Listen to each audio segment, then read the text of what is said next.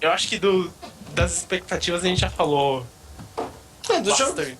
eu acho que jogos, tipo assim, a gente vai analisar a primeira semana que não tem muita coisa, que não aconteceu muita coisa, Não, tipo assim. a gente analisa os jogos. Não, então, a gente vai analisar a primeira semana que foi, tipo, pô, Aquecimento do CBLOL. foi um aquecimento, foi o Sim. primeiro jogo profissional da carreira do Aiel no estúdio, primeiro jogo profissional do Picoca. Não é o primeiro jogo profissional do AEL no estúdio. No estúdio, Não, ele foi Claro sub que de algum não. time. ele jogou da promoção. Picoca que foi o primeiro. Sim. Ele foi o primeiro de CBLOL do Aiel, desculpa, então. Boatos que o Picoca chegou no estúdio e perguntou cadê o segundo monitor dele, porque ele queria streamar o game.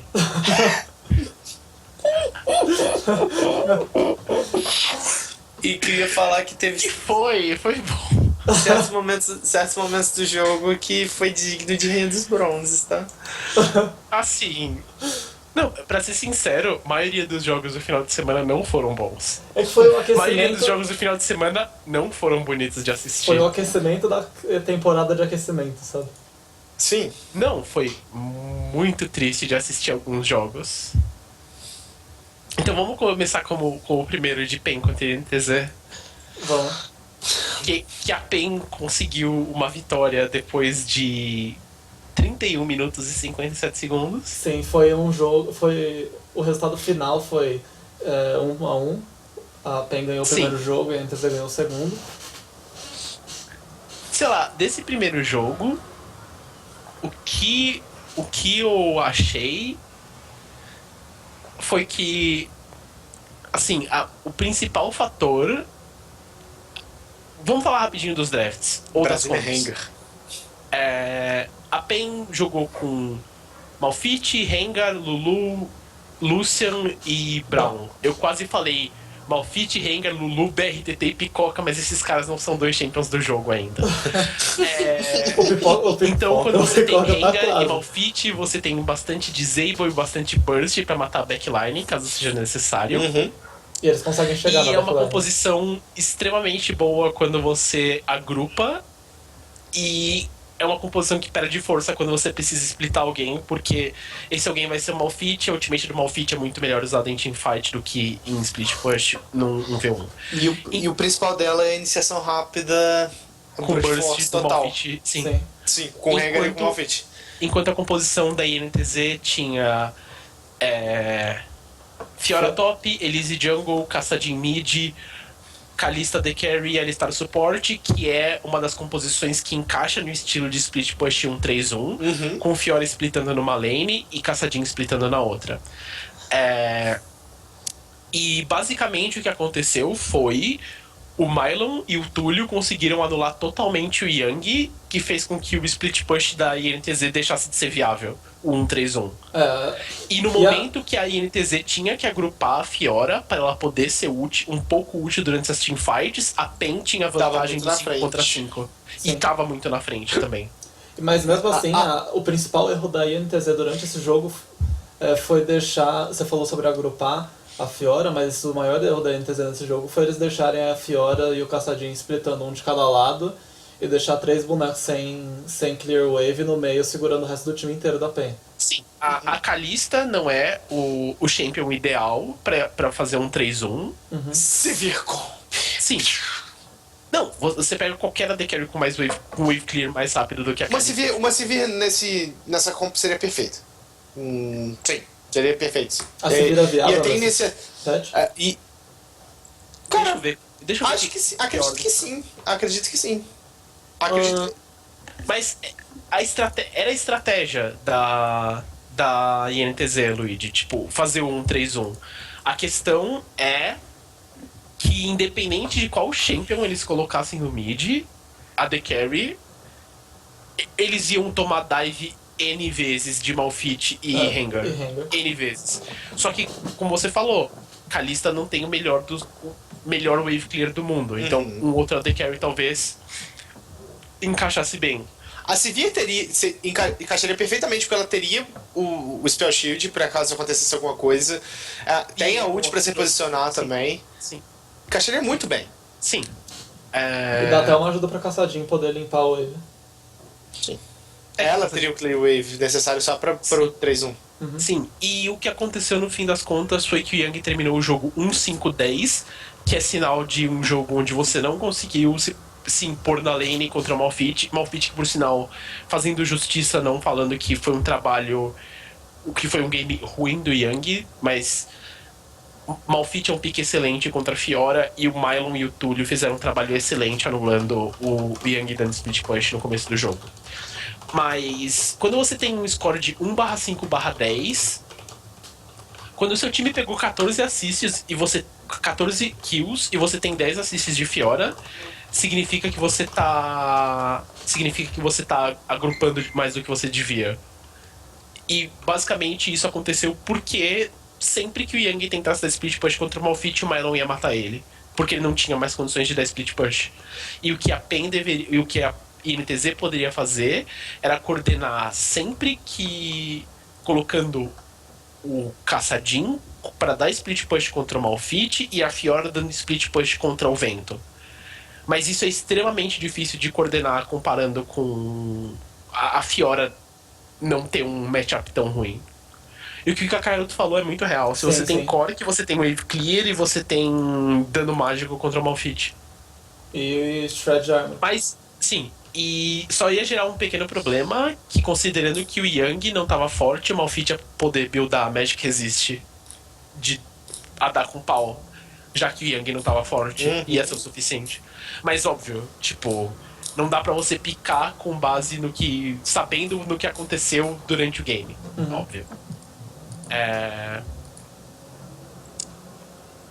Mas eu acho que o pick de AD Carry seria algo que teria melhorado a vida da INTZ, mas não teria resolvido considerando o quão fraco o Yang ficou.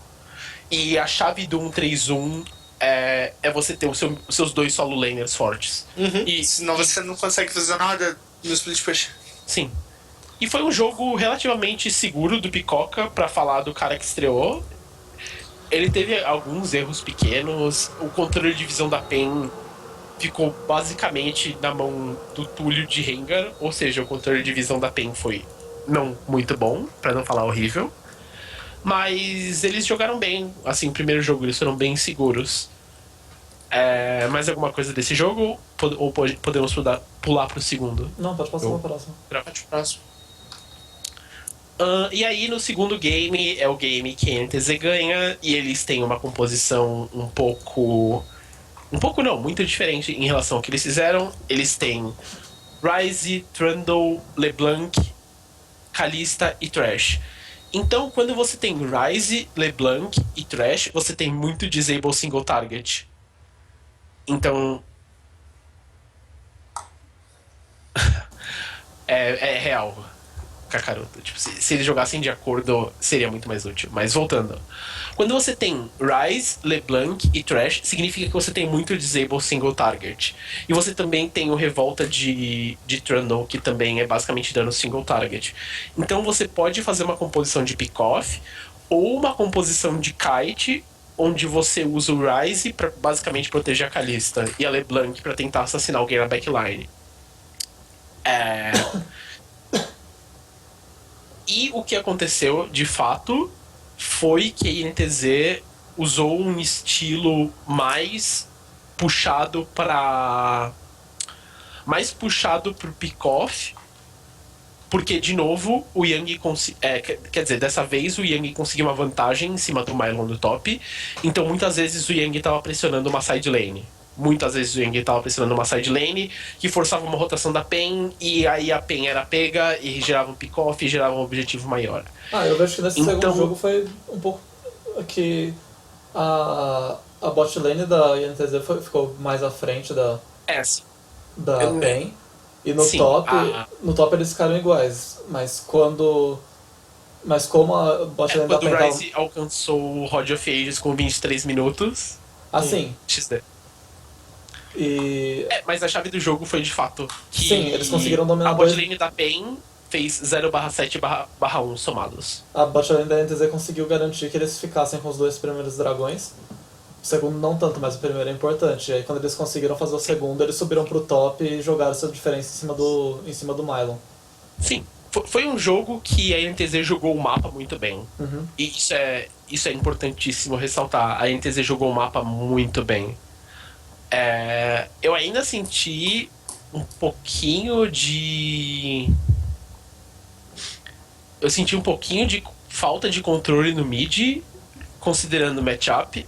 Eu não acho que Zyra seja um pick muito bom atualmente. Eu pensei que ia ser, Principalmente, eu pensei que ia ser mais principalmente de teleporte. Principalmente de teleporte. O pick de Zyra? Sim. O pick de Zyra ele foi totalmente focado pro counter no Ryze. Então, a partir do momento que você não consegue counterar o Ryze por causa do... Mas aí estavam contando que ia ser Rise Mid. Aham, eles estavam contando que ia ser Ryze mid. Então, você... Entendi. Porque Aí o Ryze a tem muito INTZ range. conseguiu dar um outsmart neles e pegar a LeBlanc. Porque Porque o a Ryze Zyra flex. ela não conseguiria ir top. Sim. O Ryze consegue flex. Então, o que eu acho que foi um erro por parte da PEN foi ter pego Zyra na segunda rotação e Sim. Caçadin na última. Ó, Porque o se eles draft- pegassem Caçadin contra o Ryze, Não, Caçadin contra o Ryze ia ser meio estúpido também. O draft foi Trundle, depois Não, Sextar eu tô Ezreal, vendo o depois draft. Star Ryze. E aí, Zyra e Brown. Eu acho que nessa segunda rotação eles tinham que pegar algo que fosse flex, mas que fosse mais safe. Lissandra tava aberta, eles podiam ter pego Lissandra aqui. Sim. Ou eles podiam ter pegou o Caçadinho. É porque o Caçadin, a NTZ podia simplesmente seguir se o Caçadin fosse top, o Ryze é top, se o Caçadin fosse mid, o Ryze é mid. O Caçadinho podia ter trocado. Podia ter sido o pick de Caçadinho antes. Não, porque a NTZ ia ter que picar antes. A PEN que ia saber onde o Caçadin ia. É, a Pen ia sabendo Ah, que não. Você tá falando pra Caçadinho e pra mão da INTZ. Não, tô não. falando de Pra eles trocarem PEN, Zyra como com que a PEN trocava a ordem dos picks pra resolver a vida deles. Porque se eles pegassem Caçadin no lugar de Zyra, a INTZ ia ter Ryze e aí Ia a PEN responder ia ter com Caçadin. Isso, e aí a NTZ teria que responder e aí entraria o counter pick. Eles tentaram dar o counter pick na terceira rotação. do draft. Sim, mas o que Na quarta, quer você dizer. faz? O que você faz com o Caçadin tendo. Nossa, eu ia perguntar, o que você faz considerando de Caçadin, considerando que o oponente tem Ryze e LeBlanc? Nada. Sim, e foi exatamente o que a PEN fez. Exatamente. Eles viram Ryze e LeBlanc e pegaram Caçadin. O erro todo da PEN foi que na Eles quarta podiam rotação ter do draft Caçadin. eles tentaram dar um counter pick, sendo que um boneco que é Sim. flex. O que eles podiam ter feito era ter pego o Caçadin na segunda rotação, ter sacrificado o. Ter sacrificado o Caçadin, seja lá onde ele fosse, e tivesse certeza pra counterar o mid ou top, porque o Ryze é flex. Eu não acho que o Ryze seja tão OP, mas tudo bem. Considerando que os jogos estão muito mais curtos. Então. É, não chega. O pico de força do Ryze normalmente passava dos. Tipo, o Ryze, na minha opinião, é um champion excelente pra jogos de 35 minutos. Eu não acho que ele seja tão bom em jogos mais curtos. Apesar que no CBLOL a gente teve jogos bem longos. A média do Óbvio tempo que do ele tem CBLOL a foi vantagem completamente diferente. grande dele ser flex. Mas tem muitos outros champions flex que eu acho que tem que ter prioridade maior do que o Ryze hoje em dia. Se tiverem outros motivos pra Ryze ser um champion extremamente forte, eu ainda não vi, sinta-se livre pra falar no chat. Mas o que eu acho, assim, o segundo jogo, eu acho que foi a série melhorzinha pra assistir, PEN e NTZ. Alguém discorda? Porque o segundo jogo, a NTZ jogou muito bem o mapa. Ah, tá tudo no lixo, você quer que eu Não, escolha eu sei, um... eu sei. Faço Mas, coleta tipo, seletiva não, meu caro. Mas assim, a NTZ soube muito bem transferir a vantagem deles no bot pro resto do mapa. E isso eu achei. Isso é uma das coisas da NTZ. Eles são um time inteligente, é um time que tem capacidade de fazer isso. Mas foram 2 jogos que você viu que alguns times cometeram erros bem claros, assim, que tiraram o brilho da vitória do oponente, sabe? Tipo, o que aconteceu. O jeito que o Yang foi anulado no top foi muito porque o controle de visão deles também não tava em dia. Tipo, assim, você via os ganks que eles tomavam e nada acontecia no outro lado do mapa. E, tipo, no jogo 2 o jeito que a bot lane da PEN perdeu até parecia que era um AD Carry um streamer. Não, pera. Tipo, em alto nível, certas coisas não deviam acontecer. E algumas dessas coisas aconteceram que tiram um pouco o brilho dos wins. Mas pra mim foi a melhor série do final de semana. Agora vamos falar do jogo mais legal do. Nós vamos falar do jogo mais legal? A gente pode falar basicamente dos problemas de shot calling dos dois times. Ah, sim. A gente não precisa entrar em detalhe desse jogo. Não. Porque, né?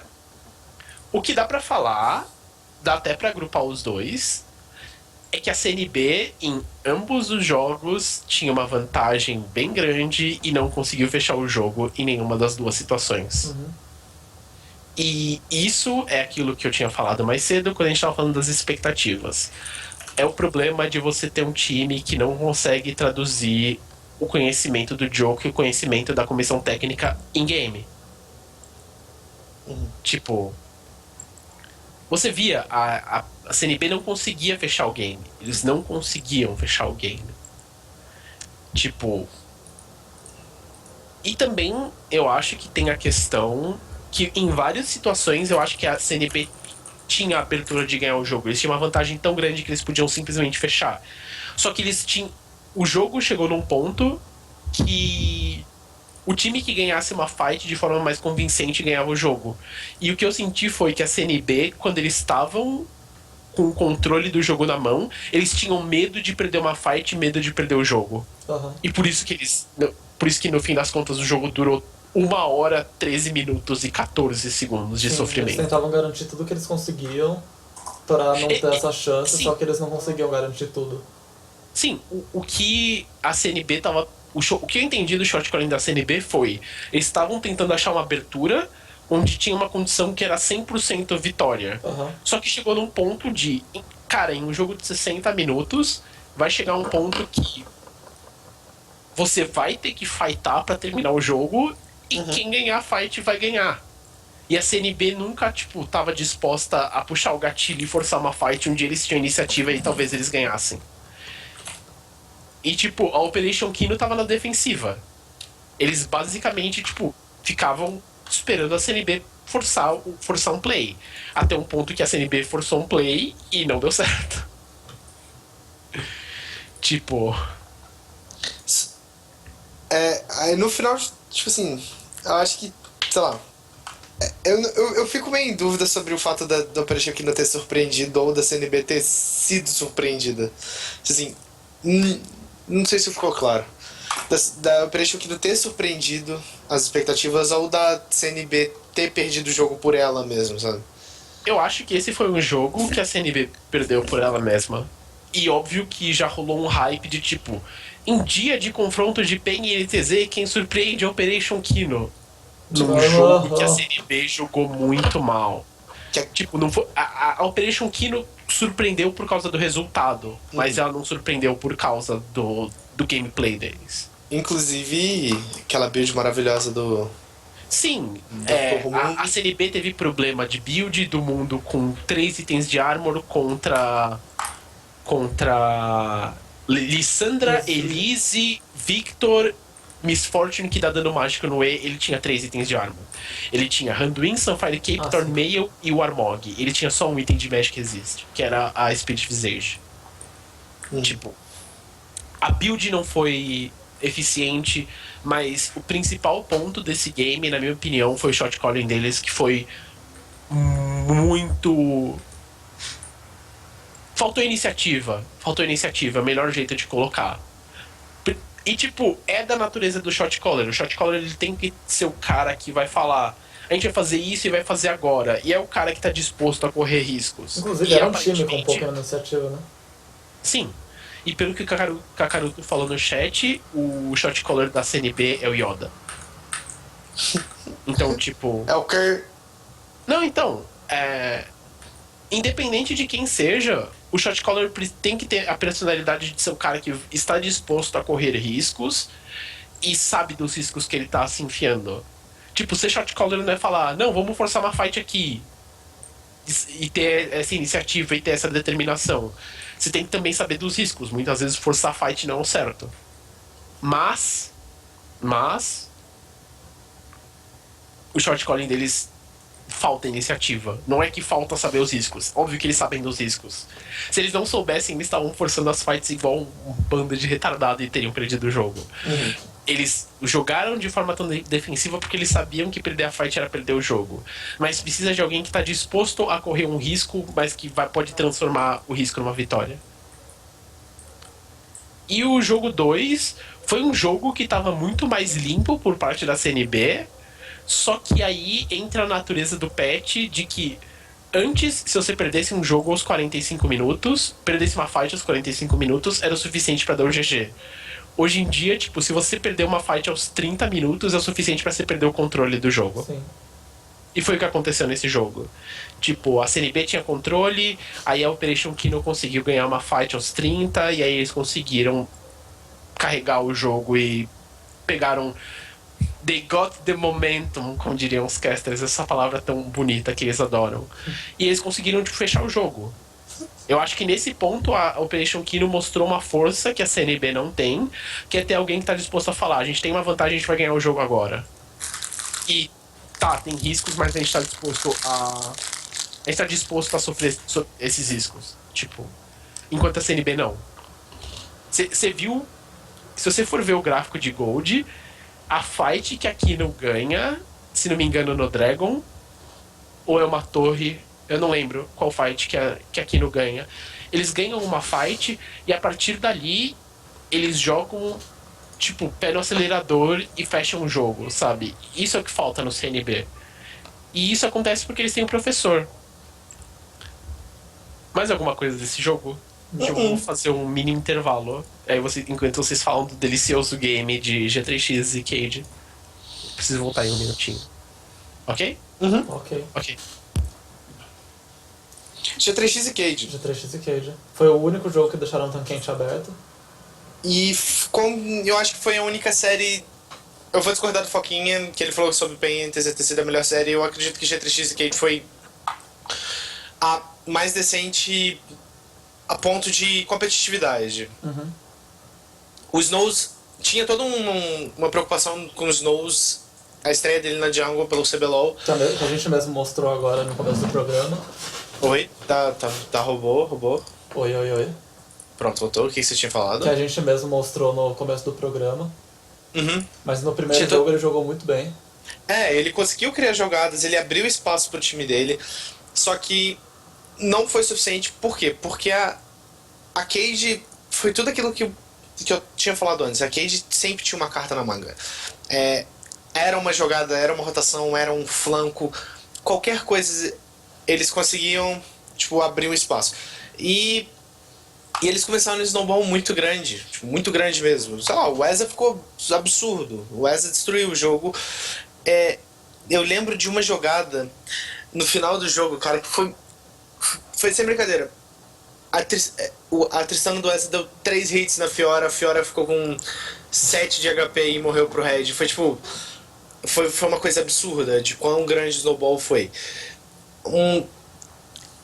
No jogo 2, as coisas ficaram um pouco mais competitivas pelo seguinte motivo.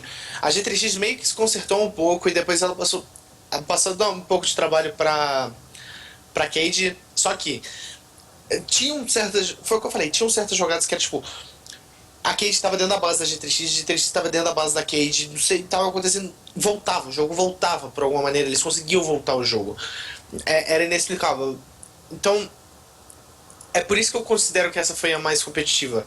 Você sabe, sei lá, se você quiser falar que a PEN NTZ foi tão competitiva, foi empate, porra, você pode falar, mas eu acho que, tipo, os méritos não vão ser tirados dos times, óbvio, mas a Cage teve alguma coisa a mais do...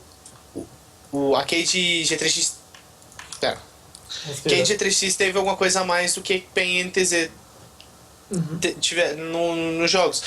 Eles jogaram de uma maneira que, tipo assim, os dois estavam a ponto de vencer, só que a outra equipe conseguiu, tipo, fazer uma jogada melhor, pensar melhor, se movimentar de maneira melhor, e assim. E, e eu acho que, tipo. E outro comentário bacana é que é a botlane mais hypada do cenário já entrou. Que é Ezio Baiano, o Omni. Os dois foram banidos juntos. O Ezio, se não me engano, voltou antes do Omni, no ban. Mas, pô, há quanto tempo que esses caras não estão pra entrar no cenário? E eles estão meio que fazendo jus sei lá, o hype deles. Eu nem lembrava que o Baiano tinha sido banido. Baiano! Acho que NTZ e Red a gente pode deixar de lado, né? Putz. Quer nem falar desse jogo, né? Red Kabum, você quer dizer? INTZ, meu Deus, não pode falar mais INTZ, gente. Vou ser processado daqui a pouco.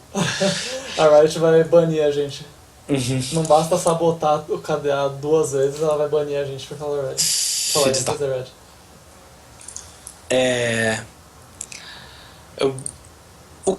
O que foi dito sobre Kabum e Red foram basicamente o que a gente foi basicamente o que a gente falou no começo do programa, que foram alguns problemas de tipo, não problemas, mas coincidentemente o Lep falou no começo da transmissão aquelas falas que tem antes das partidas, o Lep disse que a Red é muito limitada. Não limitada. Eu entendi na hora que não limitada em questão de skill. Ele falou depois, tipo, em questão de Champion Pool. Eles não têm uma Champion Pool muito ampla, porém, eu não me engano, não sei se foi o Tim ou o Minerva que falou logo em seguida, que a Champion Pool deles era perigosa. Então, eles representavam perigo, tipo, independente de quão vasta era a Champion Pool. E esse foi o interessante. Foi o que a gente tava falando antes. O Aiel pegou um Zed em cima do Malulu, o que é um absurdo. Ele pegou e conseguiu jogar muito bem o que ele tinha que jogar. Mesmo que depois dele chegar num certo ponto que ele não matava a Lulu, ele... Mas não precisava, ele conseguia... Teve um lance que ele tava no inibidor do top, ele ficava dando pressão e a Lulu, eles não conseguiam se matar. Mas ele conseguia botar pressão suficiente pra Lulu não conseguir ficar sozinha com o AL, ter que tirar a gente das outras lanes pra ir cuidar do Zed, e nessa a Red tomava vantagem e pegava alguma coisa no resto do mapa. Pode continuar.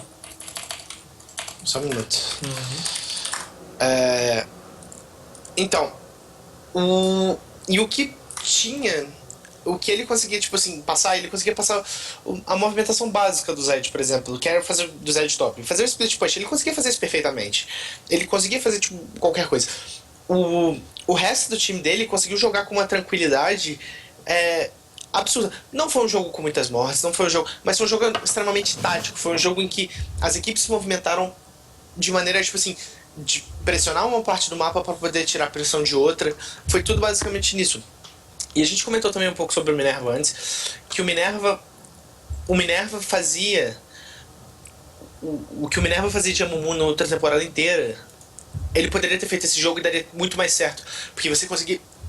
Ele tinha Amumu seria um pick ótimo.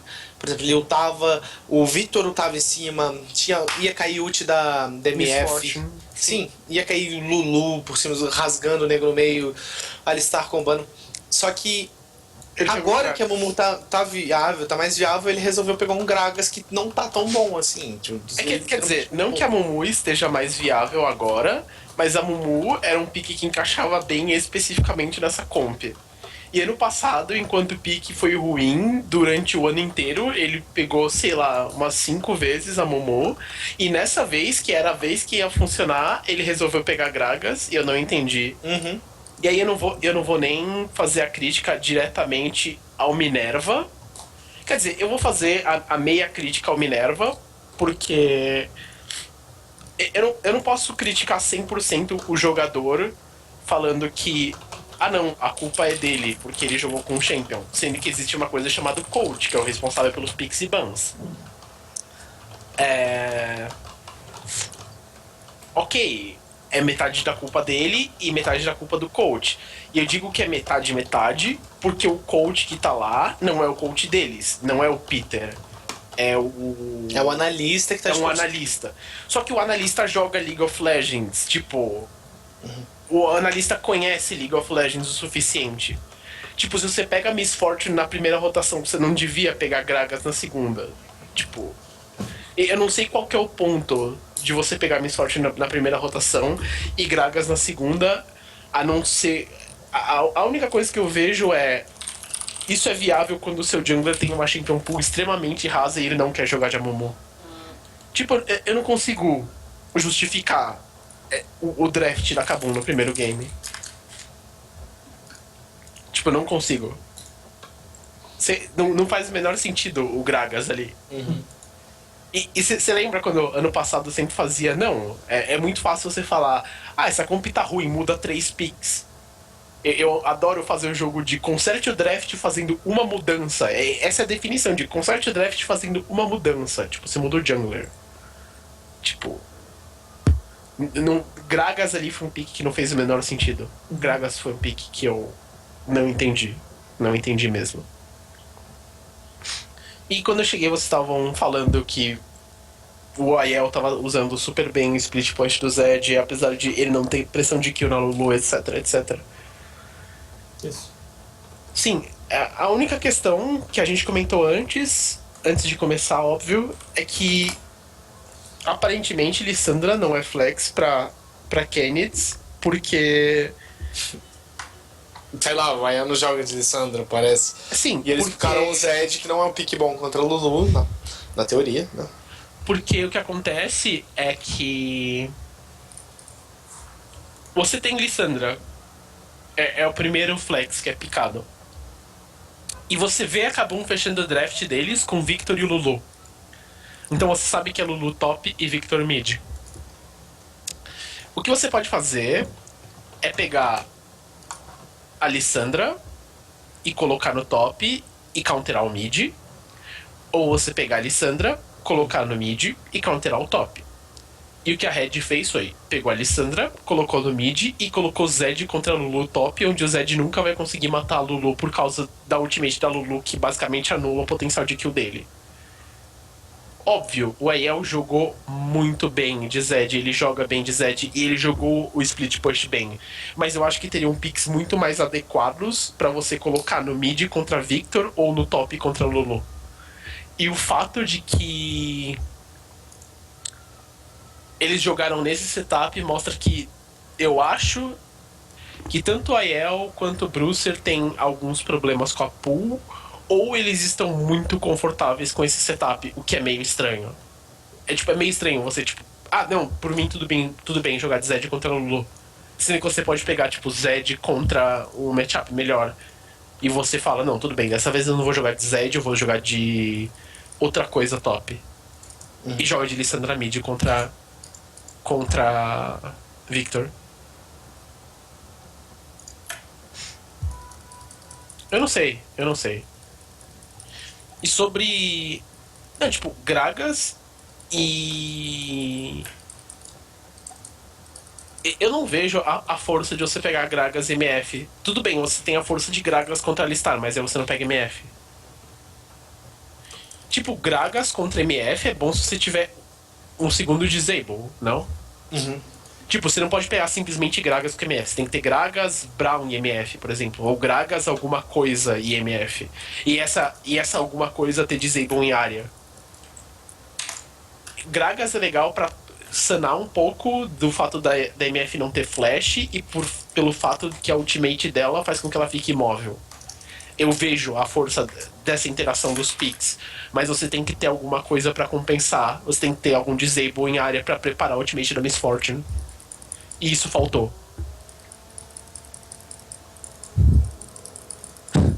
Aí eu não jogo de Champion AP, ele joga de Zed e Yasuo. Joga de Zed e Yasuo.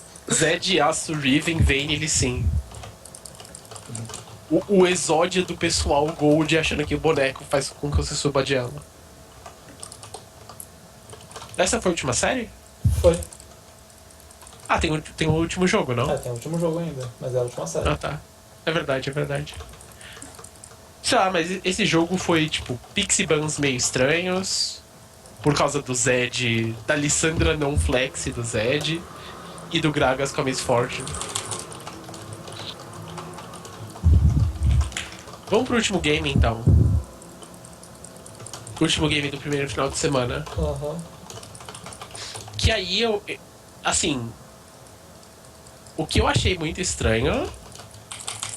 Assim, no geral... Eu acho que a Red não tá administrando muito bem... O fato de você ter um champion que é flex pick.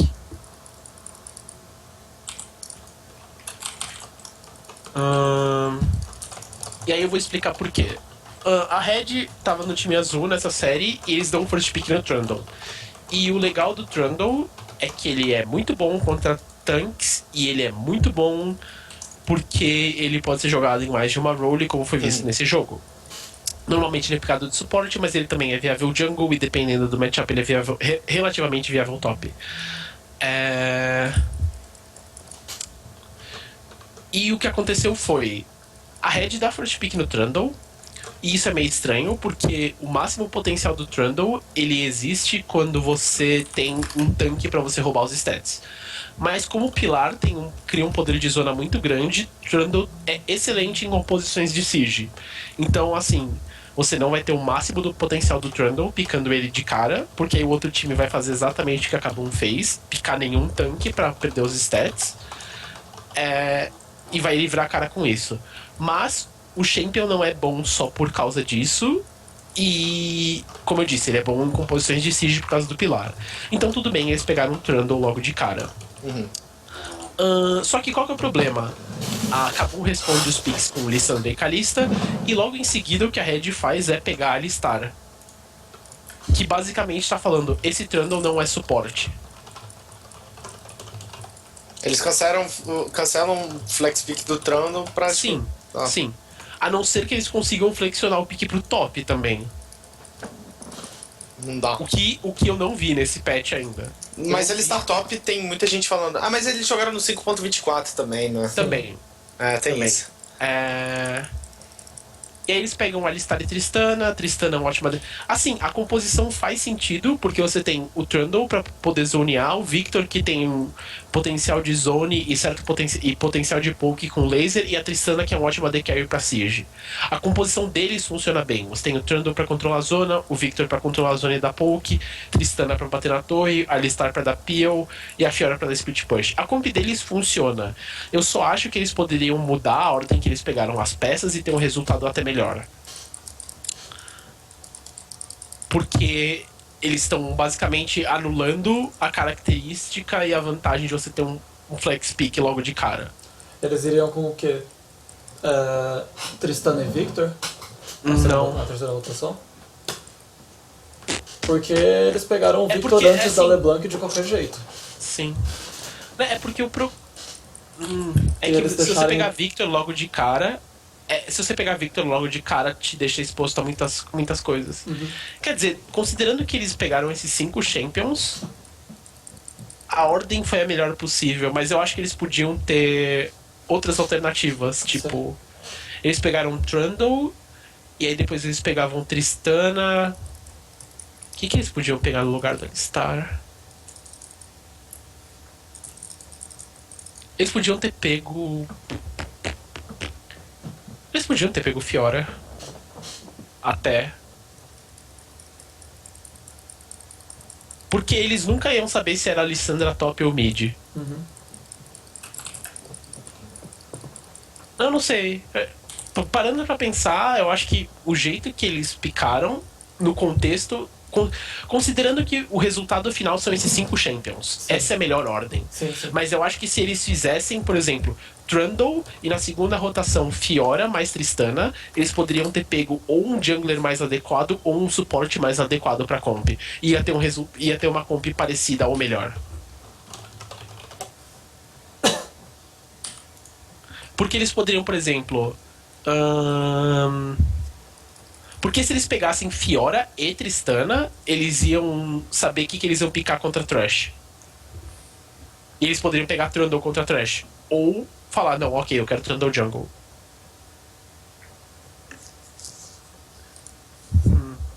Sei lá, eu acho que o resultado da comp deles foi legal. Mas mesmo assim eles perderam o game.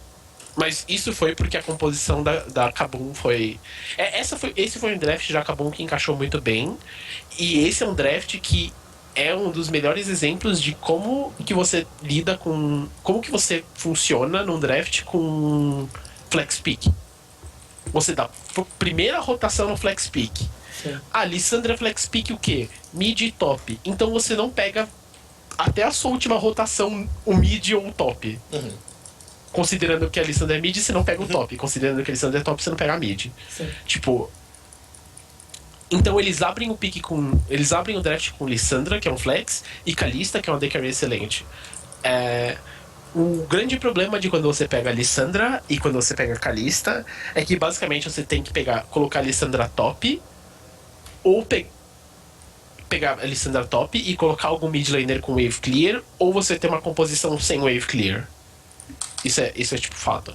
E eles optaram pela opção de não vamos ter wave clear, e é um pouco arriscado, porque se você fica pra trás e o outro time começa a dar siege nas suas torres, você não tem wave clear. E é um pouco arriscado você não ter wave clear quando você tem Tristana AD Carry, que é um champion que é excelente pra destruir torres. Então, foi um draft um pouco arriscado por parte da Kabum nesse sentido, mas eles fizeram uma composição com Thresh Rek'Sai, que aplica bastante pressão e tem capacidade de pick-off, que encaixa com o estereótipo de Lissandra e LeBlanc pra dar burst num alvo só. A composição que os dois times montaram, eu acho que elas são muito boas e elas têm coesão. Elas falam, minha composição faz isso aqui bem. Pum. O que eu acho é que o jeito que as duas composições, os dois times podiam ter melhorado um pouco o draft, considerando aspectos menores. A Red melhorando a ordem, e é um pouco arriscado você não ter wave clear contra a Tristana. Mas esse foi um draft bem bom. Eu acho que esse jogo foi o melhor draft? Não, porque teve CNB e Operation Kino. Operation Kino, cara, eu não consigo aceitar o nome Eu desse também não consigo. Eu também não consigo. O jogo 1 de Operation Kino e CNB foi um draft que eu particularmente gostei bastante. Mas esse jogo, segundo jogo de Red e Kabum, quase falei Orange, também é um draft que eu gosto. Só eu que não entendi o meme de Operation Kino. Ah, mano. Não existe mais JOB Esports. A J cedeu pra outra organização, que é o Operation Kino. Sim, mas Não, por que então. vocês não conseguem admitir o nome Operation O Kino? nome é muito estranho. É muito tá. confidante pra mim. É sério, é um nome muito de FPS, sei lá, Call of Duty, MLG, Blazed, cara. Sei lá, basicamente o meu problema com Operation Kino é who the fuck is Kino? Kino é cinema em alemão, segundo o Gico. Puta que pariu. Ah não, tem um sobre no site deles. Operation Kino é uma missão secreta para assassinar Adolf Hitler e outros vários membros de altos É aquela que da aconteceu SS. na França, se eu não me tá. engano. Aquela que tem no filme dos Bastardos Inglórios. Puta que pariu, velho. Você vai colocar nome de filme cult e coloca o nome Operation Laranja Mecânica e mama minha Glaive, velho. Olha, eu não queria falar nada não, mas mais cedo o Foquinha tava falando que ele era tipo Hitler no chat do jogo. Sim.